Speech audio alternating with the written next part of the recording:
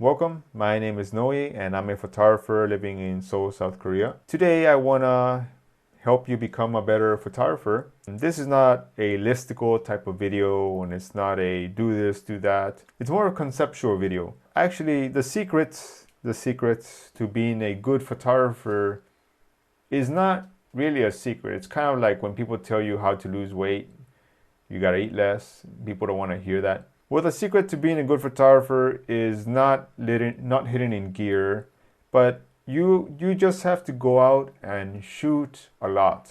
It's easy to just stay home and watch these YouTube videos about how to get better, watching all these tip videos. Just remember, it's not the camera or the lens that makes you a better photographer, even though in some cases it is the gear, Like the camera is not gonna wake you up at 3 a.m. to get you the golden sunrise light off a mountain, right? Camera can't take you hiking. Camera can't choose a subject for you. The shutter doesn't tell you when to click it at the right moment. So don't worry so much about the gear.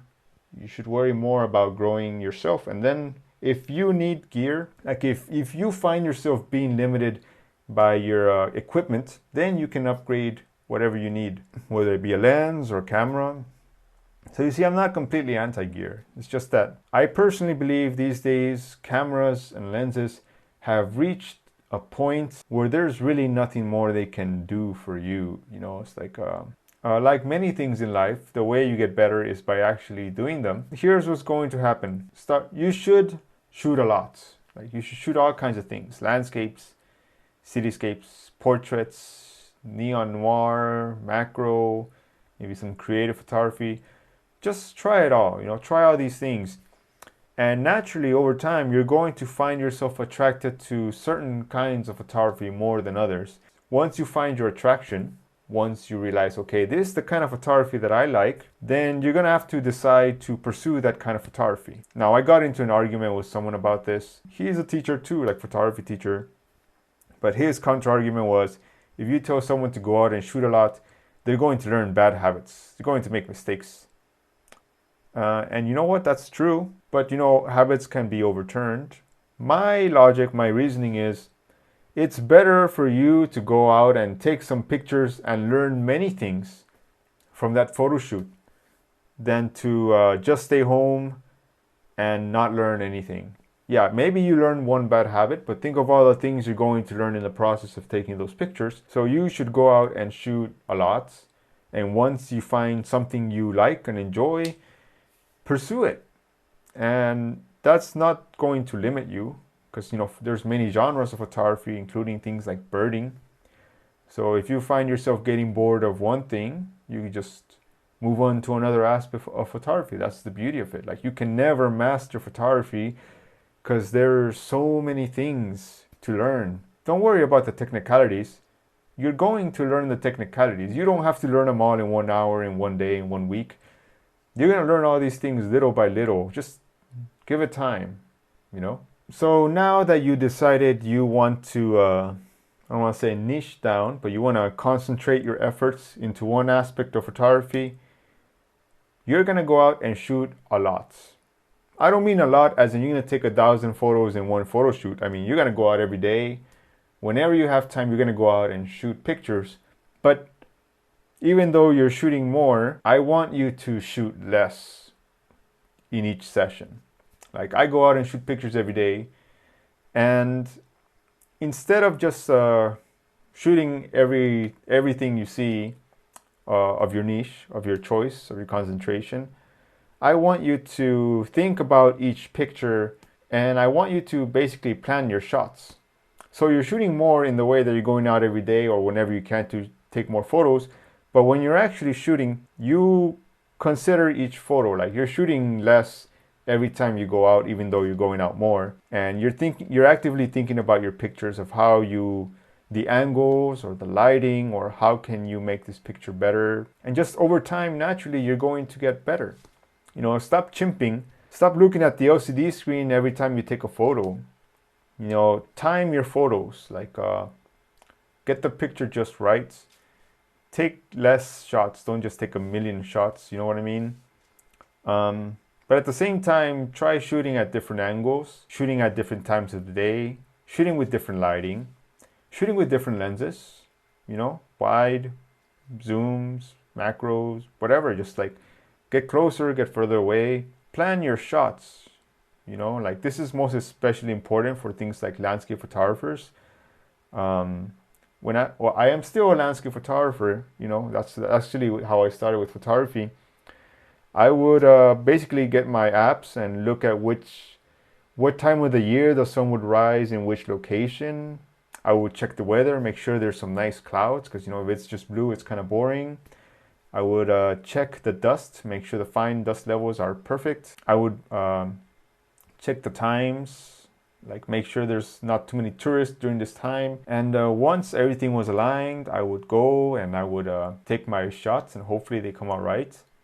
Now, of course, it's different. Like for landscape photographers, you gotta plan all these kind of things. You're very technical. For like street photography, you gotta press the shutter at just the right moments. Like you're waiting for someone to smile.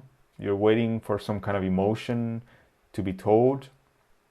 You're not just shooting wildly, And just over time, it becomes natural to you. Like when I go out and take pictures, I just see something I like and I take the photo, because these days I do mostly street photography. But I'm waiting for the right moment. Sometimes I've been known to wait at some spot for like 3 hours just for the right picture. And I even have some videos, I'll put a link down below, where I'm actually waiting for the right colors and the right person to come by.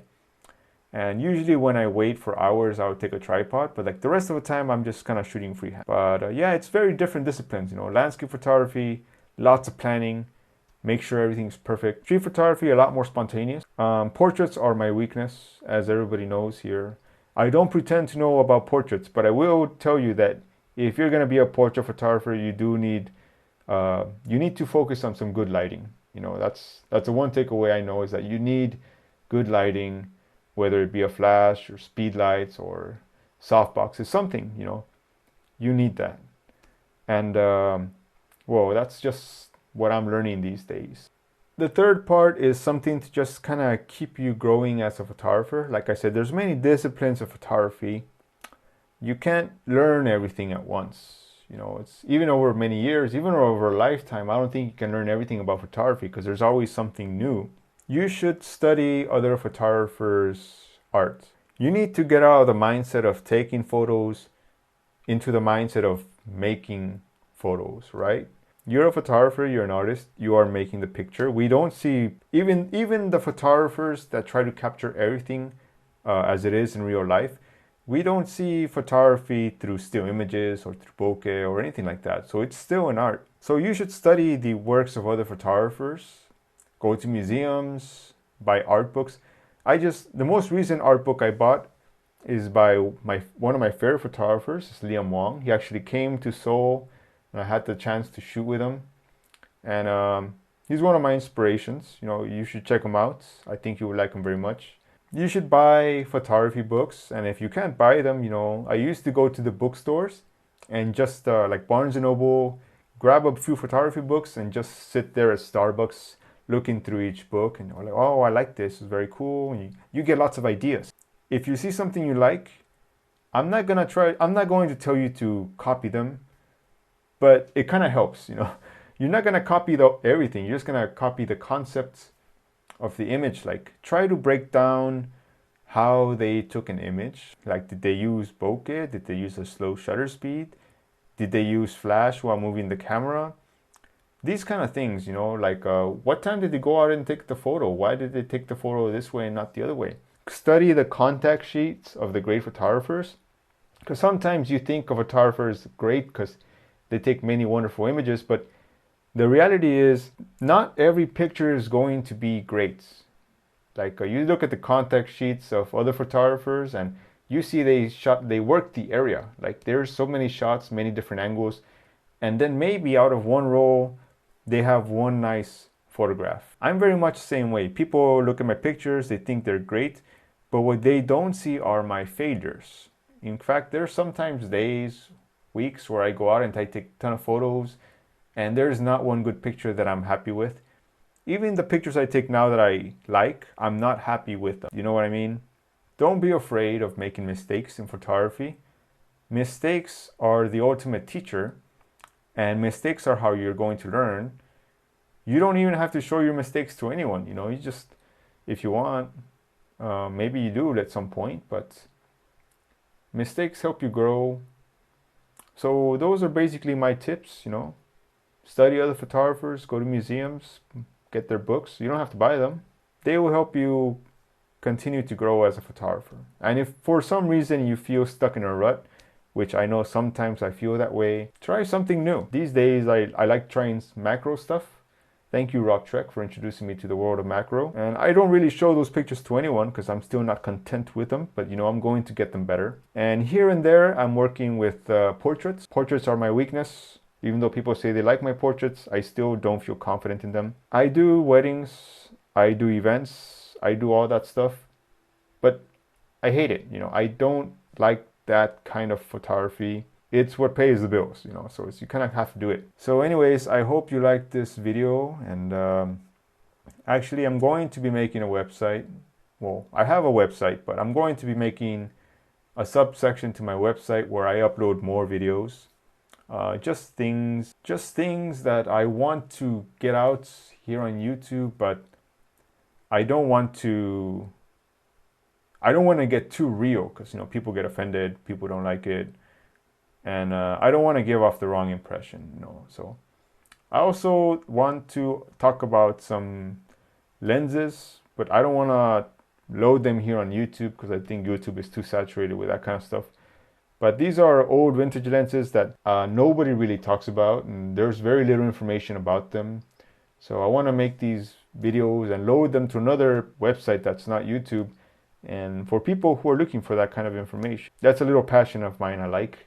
And yeah, that's really all I have to say, so I'll see you around.